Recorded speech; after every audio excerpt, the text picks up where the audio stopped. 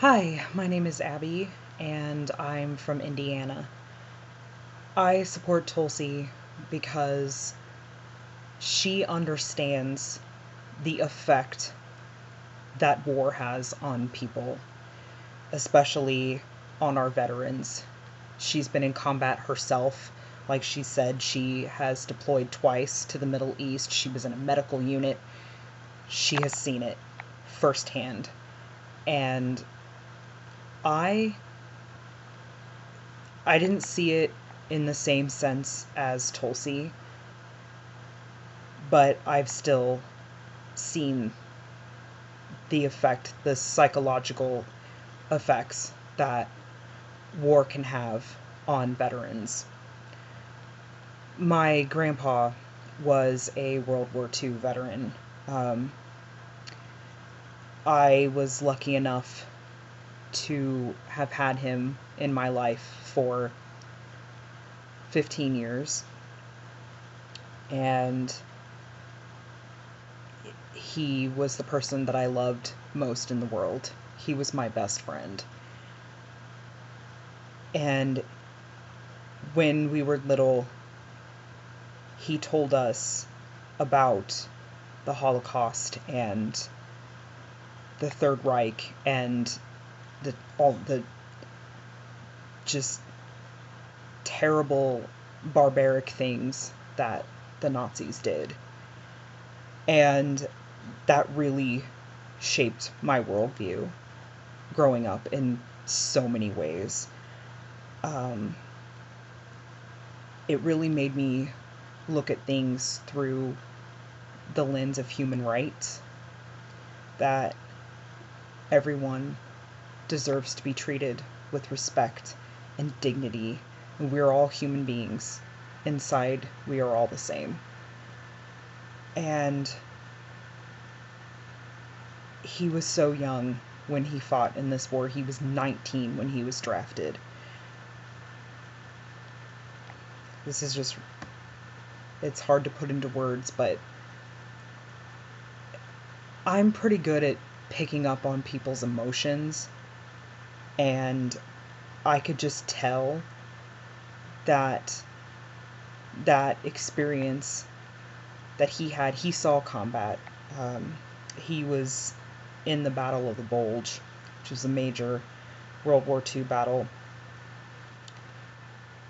And I could always tell that it bothered him far more than he ever let on. Like, I knew that it still haunted him. It haunted him for the rest of his life. I remember one time, um, he, I think I was about 12, he dreamt about it. Um,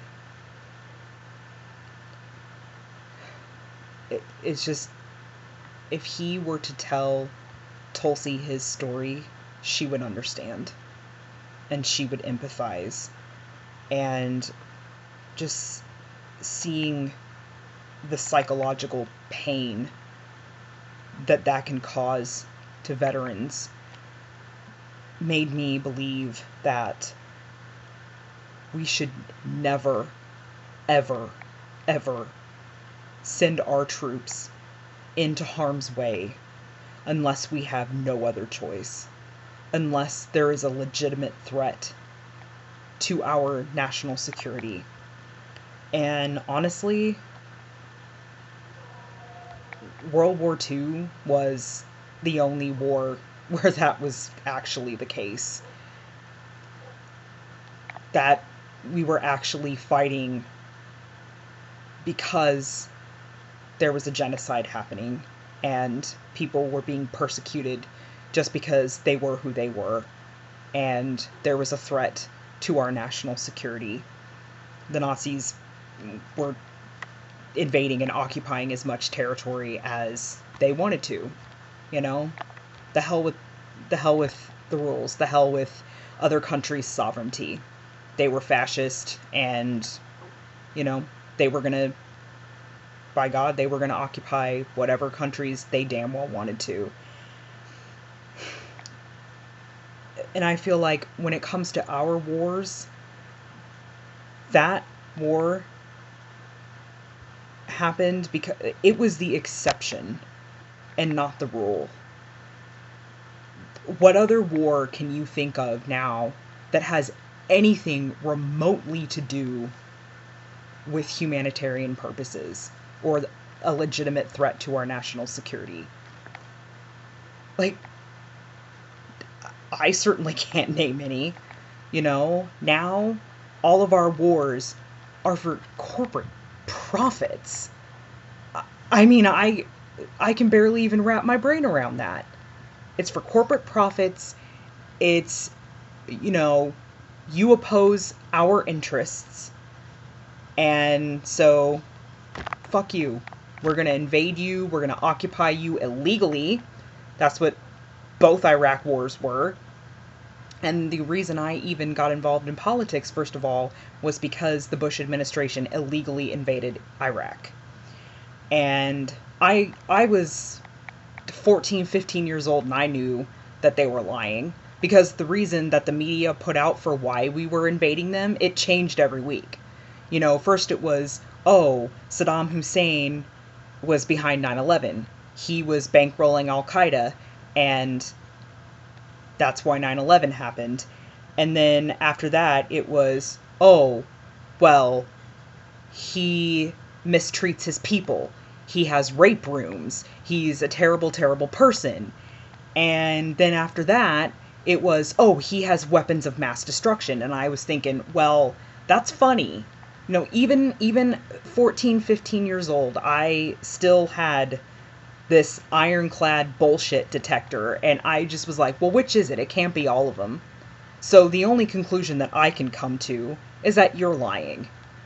Is that we are getting into a war based on a lie. And I did research, and I found out that the reason we were really there was in 2003, Iraq became the first OPEC nation to start selling its oil in euros instead of dollars. So see, when countries do things that oppose our interests, like oppose the financial interests of our corporations, we illegally invade them and we occupy them, and we exploit their natural resources. That's what we do. And we got it like Halliburton in Iraq. Halliburton had to make their oil profits, didn't they? They had to turn a profit for their shareholders. Halliburton, Boeing, Raytheon, Lockheed Martin. I mean, they got to make money. I mean, it's barbaric. It's sick. It's sickening. And one reason that we fought in World War II was because we said that we were not going to allow fascism to run the show. The Nazis were invading illegally and illegally occupying other countries. And the Allies, including the United States, said, no, that's not how this works. And to me, our foreign policy dishonors the sacrifices of those who fought in World War II. Because again, we said no more fascism. And look what the United States is doing now. Look what we do. What we do is fascism. We illegally invade and occupy other countries because, hey, we're the United States, we can. We are the world police, we are an empire, it's hegemony, it's imperialism, it's colonialism. And just like I said, the more I think about it, the more I'm like, we fought in World War II because we said no more. No more fascism. And, what hypocrites we are. What hypocrites we are.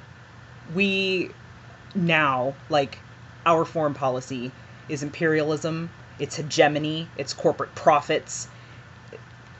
The military-industrial complex, they have this all figured out.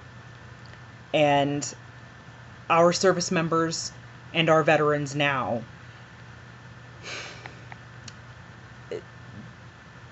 they are having their willingness to sacrifice their lives for our country exploited. And that is just, as the granddaughter of a veteran, that is sickening to me. And Tulsi understands that. She is the candidate in this race that understands that the most. What we do to the people in those countries where we wage these wars for profit, these regime change wars, what we are, just the barbarism that we are enacting on the civilians in those countries, it's sick. It's sick. And the way that it dehumanizes them and it dehumanizes our service members, and again exploits their willingness to sacrifice themselves for our country, for the principles in our Constitution, it exploits that. And it's sickening. And, you know, we have 22 veterans a day who commit suicide, who lose the battle to the psychological damage that was inflicted on them from seeing combat that they never should have been in the first place. And again, I saw some of that pain with my grandpa. And like I said, the vibe that I got was that, was that it bothered him far more than he ever let on. And I remember learning that the reason that that fishing was a hobby of his was because when he got back, his nerves were shot. He had anxiety badly, and it's very likely he had PTSD to an extent. I know that experiences with mental illness can be different for different people, but like I said, he was my best friend. He was the person that I loved most in the world. And again, Tulsi is so brave, and she stands up to the military-industrial complex, and she stands up for our veterans. My grandpa is the reason why I sympathize with veterans, and that we need policies that show them compassion. Like when Grandpa got back from Europe, there was the GI Bill. We didn't just abandon veterans like we do now. When they get home, they're just, some of them sleep out on the streets. There is no excuse for that, especially when you have them out there fighting in wars for profit. It's sickening, and there's no excuse for us to treat them that way. And Tulsi understands that. She understands the barbarism of our foreign policy. And she understands and empathizes with veterans. And again, because of my grandpa, I also want to stick up for veterans, and I feel compelled to do that. And I feel compelled to speak out against our foreign policy. And I am so grateful that Tulsi is doing that. And I am sure that were my grandpa still here, he would feel the same. So, yeah, that is my personal story. That is why I support Tulsi Gabbard. Again, my name is Abby, and I'm from Indiana. Thank you for watching.